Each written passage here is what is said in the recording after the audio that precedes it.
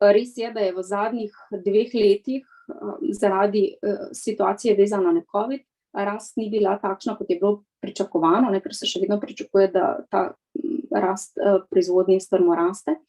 Ampak ne glede na to, če seštejemo vse te količine plastike skozi celotno, od samega začetka proizvodnje do današnjih dni, pridemo do resnično ogromnih količin, ki so bile že tudi prej navedene, ne. In te ogromne količine postanejo problem takrat, ko ti izdelki iz teh materialov postanejo odpadek. In če mi teh odpadkov ustrezno ne obdelamo, ne sortiramo ali kakorkoli imamo pod nadzorom, potem se to seveda gre v naravo in je težava, ne. V nadaljevanju bom vam predstavila še nekaj malega podatkov, ki jih vsako leto zbira Plastics Europe. V Evropi največ polimernih materialov seveda predelajo v Nemčiji. Gre za to, da predelajo 25% celotne predelave v Evropi, dejansko pripada Nemčiji, ki skupaj z Italijo, Francijo, Španijo in Združenim kraljestvom in Poljsko predela pravzaprav kar 70% vseh polimernih materialov v Evropi, ne. Slovenija je tukaj le v tem spodnjem delu, tudi zaradi majhnosti Slovenije, ne. Ampak moramo povedati, da je v Sloveniji tam okrog 1700 podjetij, ki se ukvarja z predelavo plastike, zraven teh podjetij so še potem različna podjetja, ki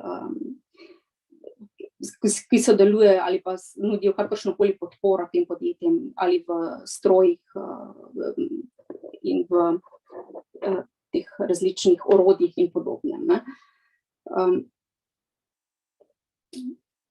Kot je bilo že prej rečeno, tudi se največ polimerov seveda uporabi za embalažo. In ti polimeri, ki se uporabijo za embalažo, so večinsko za enkratno uporabo. Po drugi strani se pa tudi moramo zavedati, da vsa živila, za katera se dejansko večinoma oziroma vsa živila potrebujejo, sicer tu ne gre samo za živila, ampak predvsem živilom ta embalaža, polimerna embalaža seveda podaljša rok uporabe, ne. Tako da brez te embalaže to potem tudi seveda ne bi bilo možno in imamo potem minus na drugi strani. Razen za embalažo seveda se veliko polimerov uporabi tudi v gradbenem sektorju, v avtomobilski industriji in tako naprej, ne. In konec koncev tudi za medicinske namene, ne. Tukaj je pravzaprav neke alternative uporabi polimerov pravzaprav ni. Glede na vrsto polimera se seveda največ uporabljajo ti visokotonažni, tako imenovani visokotonažni polimeri, polietilen nizke gostote, polietilen visoke gostote, polipropilen, polistiren, ekspandiran polistiren, polivinilklorid in pa polietilen terftalat.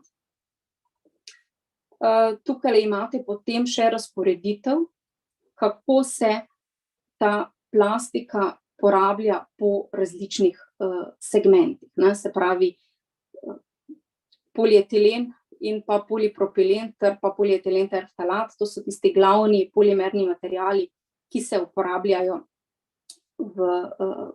za embalažo.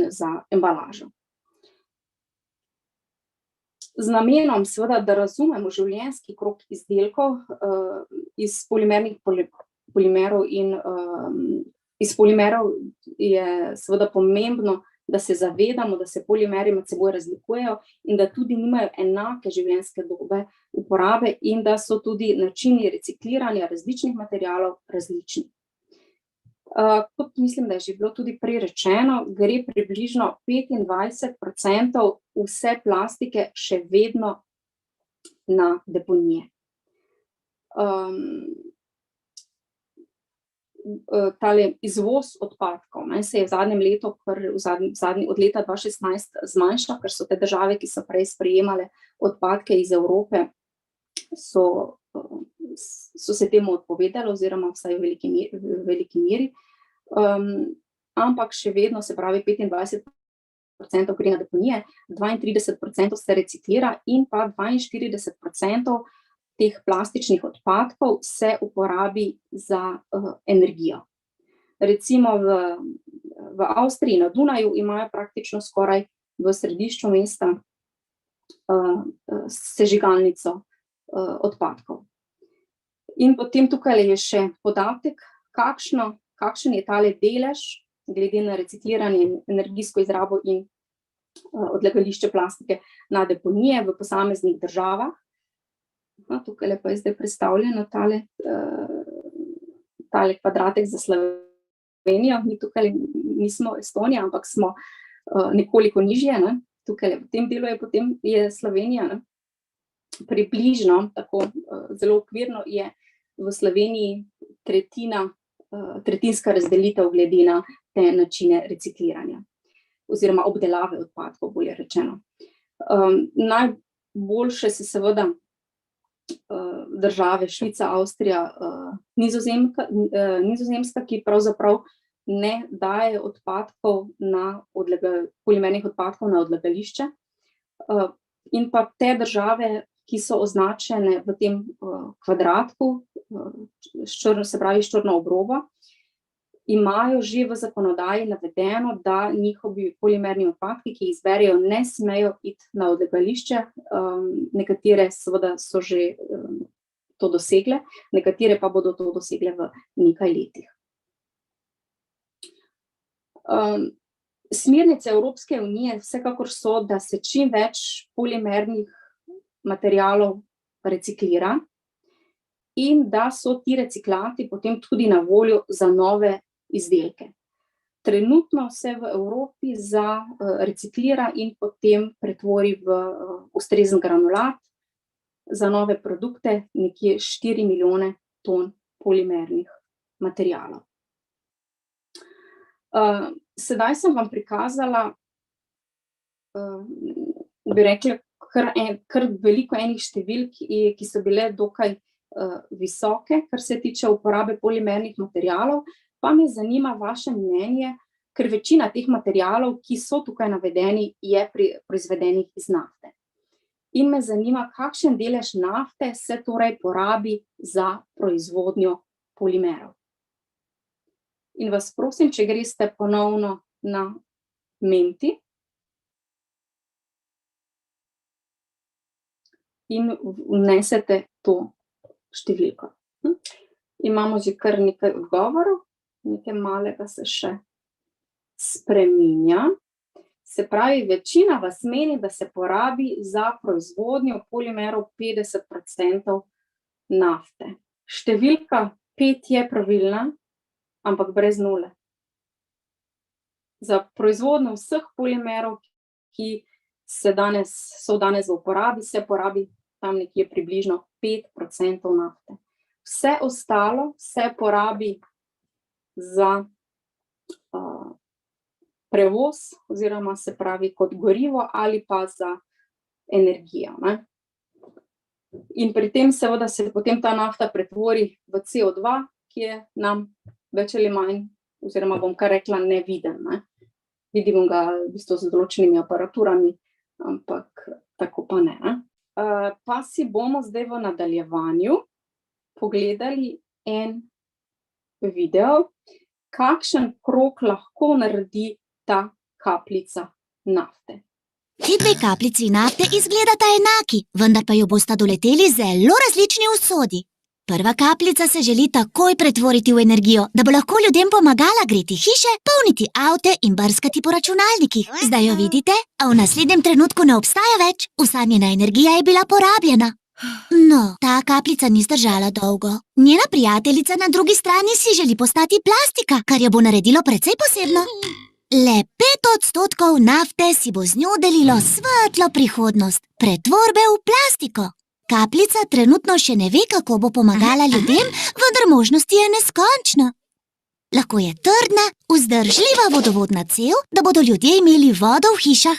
Ogromna vetrnica, ki bo ljudem zagotavljala elektriko. Izolacija, da bo ljudem pozimi toplo. Ali prožen čist medicinski material, ki bo zdravnikom pomagal reševati življenja. Kapljica si želi postati plastenka za mleko.